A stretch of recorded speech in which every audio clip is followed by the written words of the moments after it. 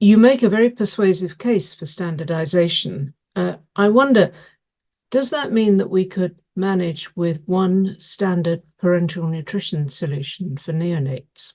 You would need more than one. I think the jury is still out as to how many you need. I actually don't think you need very many. And there is a loss of the gain if you have too many. It creates enough problems in its own right. Going back to the fact that you can alter rates and you can give other supplements. Therefore, just because you've got a bag that hasn't got quite enough sodium in it, a decision has got to be made as to, well, does that mean you need another standard bag with a bit more sodium? Or can you get sodium into a patient outside of that bag? Going back to, I'd rather see bags not manipulated, certainly not at ward level, but ideally not even in a hospital pharmacy. But buy a bag that is totally sterilised and put it up without touching it is the ideal. Every time you touch it, problems. A lot of people are on parenteral nutrition, do take something enterally. Very few people are on total parenteral nutrition, which is the old name, TPN rather than PN. Therefore, you know, if it's something like a bit of salts, a bit of potassium, can it go enterally? Yeah, as an addition, and that's absolutely fine. But if it needs to go IV, can you just give it as an additional infusion along with the other drugs or anything else that's going in, rather than needing another standard bag? So the less standard bags there are, the better. I'm certainly not going to sit here and say we only need one for everybody, but I also don't think we need very many. I don't think I'm going to sit here and say exactly how many we need. I think I'd have to sit with my colleagues because different people have different views on this. But I do believe you can maintain and correctly handle neonates on very few standard bags. Useful points there, very practical. Could or should pharmacists be prescribing parenteral nutrition for neonates? I think it's a really good question as to who is best placed to prescribe, probably not just with parenteral nutrition, but parenteral nutrition is almost the pinnacle of where pharmacists should be prescribing. It is such a complex pharmaceutics which is why I think pharmacy rather than dietitians probably get involved. So you could argue parenteral nutrition, well, why aren't dietitians doing it? Now, there are dietitians involved. And in adults, I think dietitians do an awful lot more around parenteral nutrition. In neonates, pharmacy probably get involved more than anywhere else because of the complexity of the pharmaceutics behind it.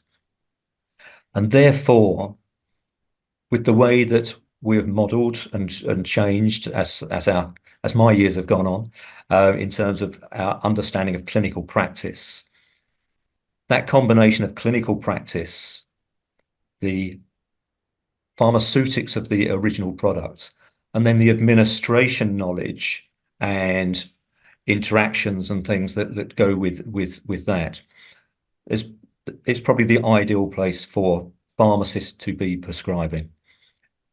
It doesn't mean we shouldn't work with a multidisciplinary team. And I think that is absolutely key, probably in parenteral nutrition more than anywhere. It does need dietetics, it does need doctors, it needs nurses, it needs everybody's input. The person who probably holds the most bits of knowledge is sort of best placed to have the final say as to how it works, I would say a pharmacist. So yes, I'm a huge advocate for pharmacists prescribing parenteral nutrition. I obviously think we should probably be prescribing all sorts of infusions and other things. There's a bit of a train of thought in some ways that should pharmacists pick up almost the more mundane prescribing? I actually think it should be around the other way.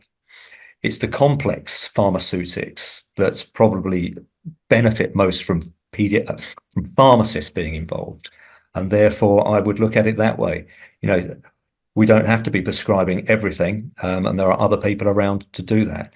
But when the pharmaceutics are complex alongside the clinical position, then it's probably best done by those who know about the pharmaceutics, the pharmacists. Mm.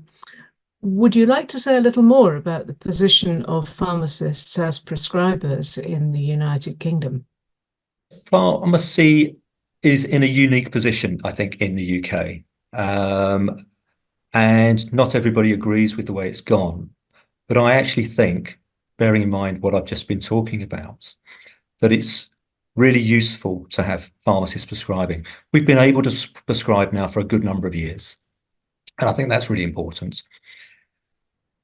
What's changing is in a couple of years' time, every new graduate who comes out of pharmacy schools and universities will be prescriber ready. That doesn't mean they're all going to come out and be prescribing everything from day one, but prescriber ready, which means as a workforce, we are going to have a build up of the number of people who are prescribing. That's exciting from a professional point of view, really, really exciting. I think it helps and ensures the position of pharmacy as a profession as the world goes on. Bearing in mind that in the UK, we are really working at making the most of pharmacy technicians, making the most of technology, and therefore a lot of things that pharmacists have traditionally done will not disappear, but certainly won't be taking up as much of their time. Therefore, being a prescriber is a newer avenue, and one that now, with medicines becoming so complex, makes a lot of sense. I think what we've got to do in the UK over the next few years is to really embed where that is best placed, how it all works together as a multidisciplinary team.